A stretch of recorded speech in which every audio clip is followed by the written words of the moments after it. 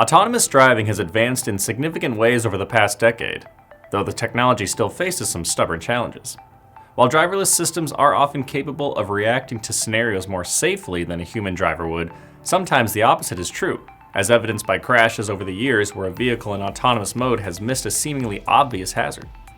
A new study may have pinpointed one of these reasons behind the gap in the results. Researchers from Ben-Gurion University and Japanese tech company Fujitsu Limited have published a paper that suggests the problem might be how autonomous vehicle systems react to emergency vehicles, or more specifically, emergency vehicle lights.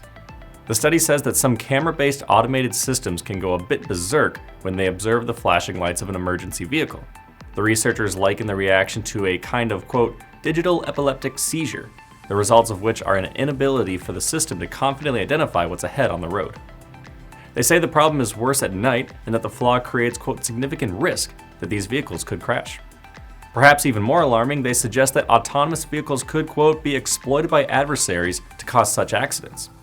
According to Wired, the search was inspired by reports that Teslas on autopilot had collided with 16 stationary emergency vehicles over the course of a 4-year period.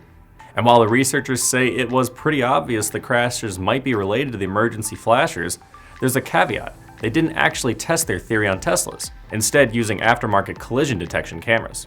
That said, they may be onto something nonetheless. Wired published a statement from the NHTSA where spokesperson Lucia Sanchez responded to the study by saying in part, the agency was aware of some advanced driver assistance systems, quote, that have not responded appropriately when emergency flashing lights were present under certain circumstances. I'm Nolan Beilstein, this is Manufacturing Now.